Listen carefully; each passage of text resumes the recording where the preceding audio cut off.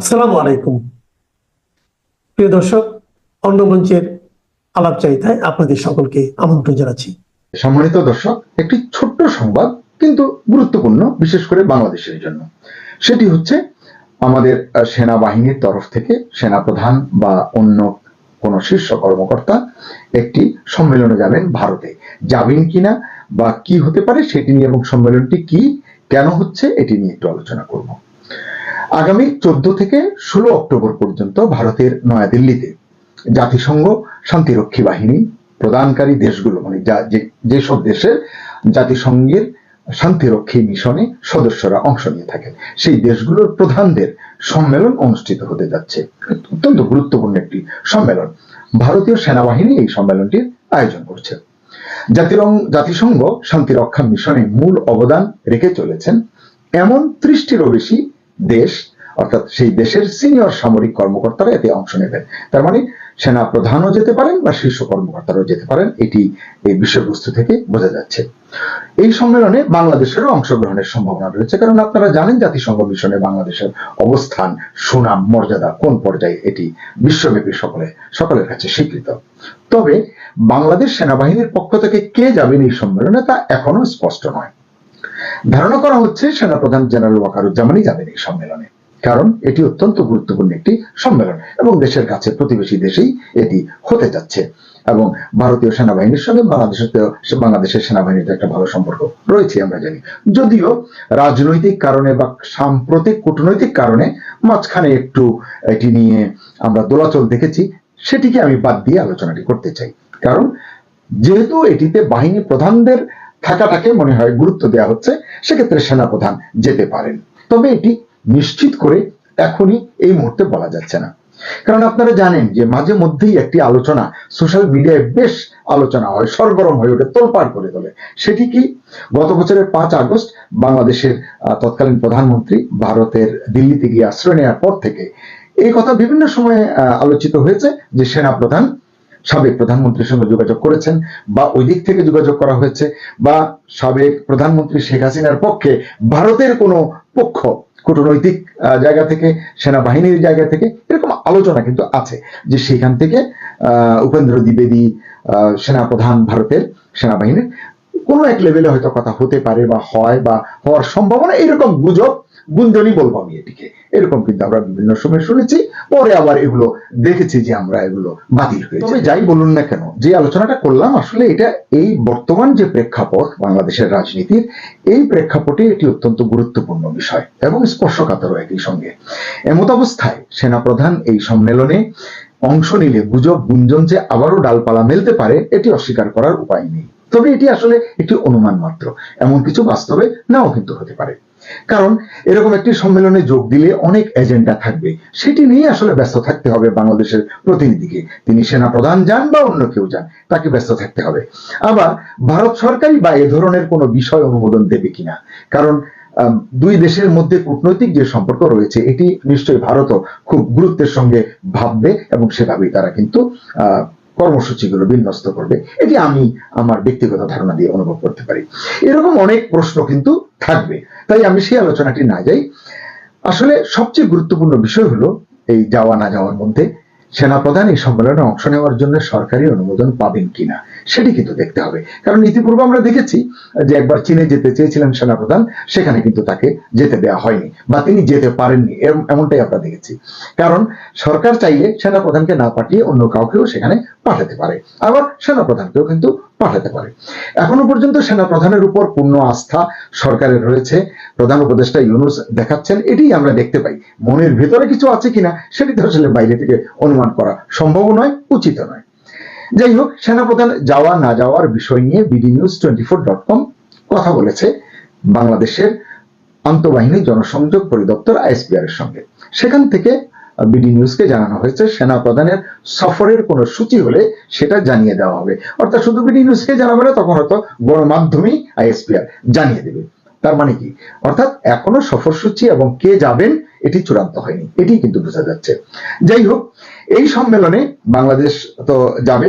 বাংলাদেশ যদি যায়, এই বাংলাদেশ ছাড়াও এখানে Algeria, Armenia, Bhutan, Brazil, Burundi, Cambodia, Ivory Coast, Ethiopia, Fiji, France, Ghana, Indonesia, Italy, Kazakhstan, Kenya, Kyrgyzstan, Madagascar, Malaysia, Mongolia, Morocco, Nepal, Nigeria, Sri Lanka, Tanzania, Uganda, Uruguay, Vietnam, Rwanda ও সেনেগালের সেনাপ্রধান সহ জ্যেষ্ঠ সামরিক কর্মকর্তাদের অংশগ্রহণের কথা রয়েছে। আর আয়োজক দেশ ভারত তো থাকছেই। এই সম্মেলন উপলক্ষে একটা কার্টেন রেজার অনুষ্ঠান হয়েছে গতকাল নয়াদিল্লির মানেকশো সেন্টারে।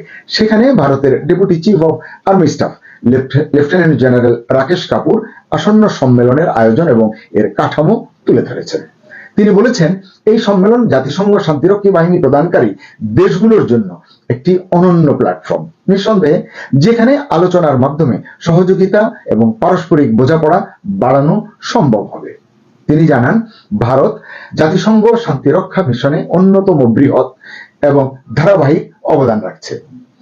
ভারতীয় সেনারা তাদের অভিজ্ঞতা, উদ্ভাবন এবং শ্রেষ্ঠ অনুশীলন শেয়ার করতে প্রস্তুত। এই সম্মেলনে যারা যাবেন তারা এটি শেয়ার করতে পারবেন। তার আশা, এই সম্মেলন শান্তিরক্ষা কার্যক্রমের যৌথ প্রস্তুতি এবং সহযোগিতা আরো গভীর করবে।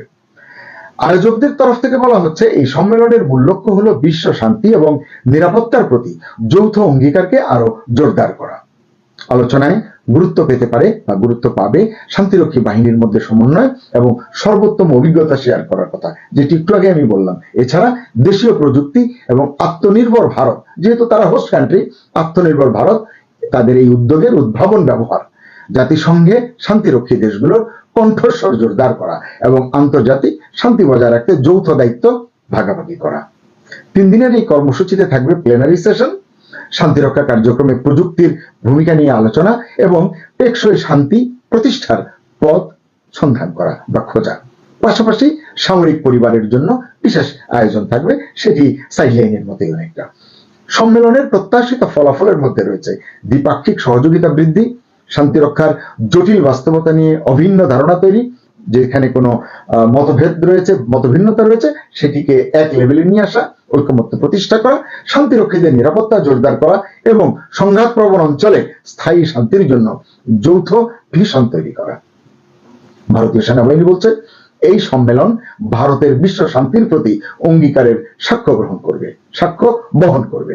প্রযুক্তি, আত্মনির্ভরতা এবং সহযোগিতার ভিত্তিতে আন্তর্জাতিক শান্তি রক্ষায় ভারত সক্রিয় এবং দায়িত্বশীল অংশীদার হিসেবে নিজেদের অবস্থান আরো সুদৃঢ় করবে।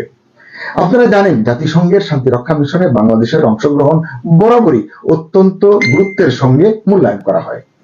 বাংলাদেশের শান্তিরক্ষী মিশনের সদস্যদের ব্যাপক সুনাম রয়েছে। বর্তমানে বিভিন্ন দেশে বাংলাদেশের 5,685 জন শান্তিরক্ষী নিয়োজিত রয়েছেন। অর্থাৎ এই সম্মেলনটি অত্যন্ত গুরুত্বপূর্ণ একটি সম্মেলন। আমাদের দেশ থেকে সেনাপ্রধান বা সিনিয়র কোনো সেনা কর্মকর্তা যান, আমরা এই সম্মেলনের যে আউটকাম সেটির প্রত্যাশায় রইলাম। আজকে আপনারা পত্রিকার বিভিন্ন নিউজ দেখতে পাচ্ছেন এবং বিভিন্ন ফটোকার্ড দেখতে পাচ্ছেন যে আমাদের সেনা প্রধান ইন্ডিয়াতে যাচ্ছে।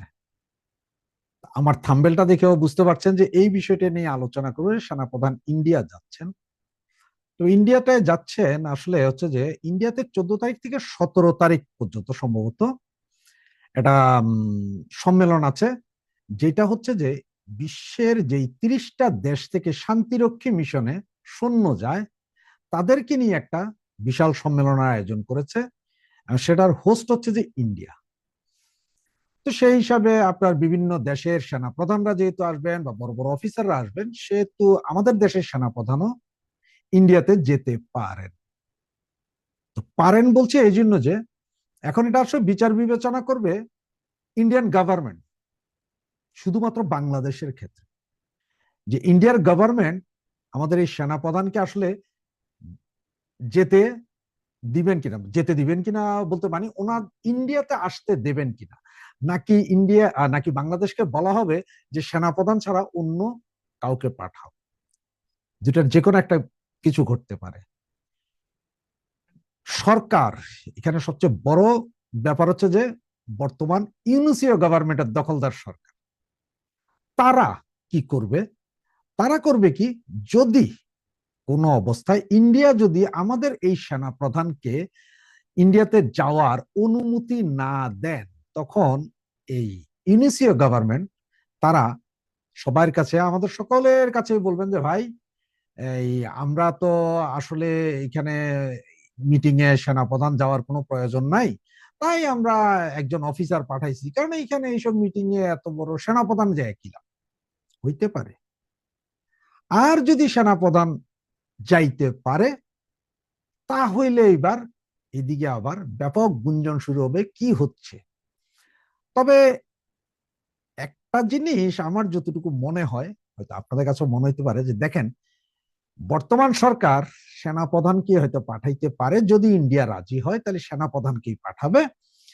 তার কারণ কি জানেন? ওই যে জামাতের বৃহৎ ফকিন্নি নেতা, তিনি বলেছিলেন যে 50 লক্ষ যুবক রেডি, ওনারা গাজবাতুল কিন্দ করবেন।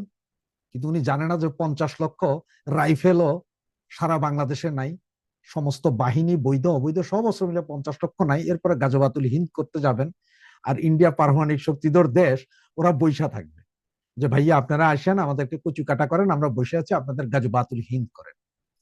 তো এই বিষয়ে হয়তো মাপ চাওয়ার জন্য, ক্ষমা চাওয়ার জন্য আমাদের সেনাপ্রধানকে পাঠাইতে পারেন, যে সেনাপ্রধান সাহেব প্লিজ আপনি একটু যান, যে এটা ক্ষমা প্রার্থনা করে আসেন, যেগুলো যা হয়েছে ভুল বুঝাবুঝি হয়েছে।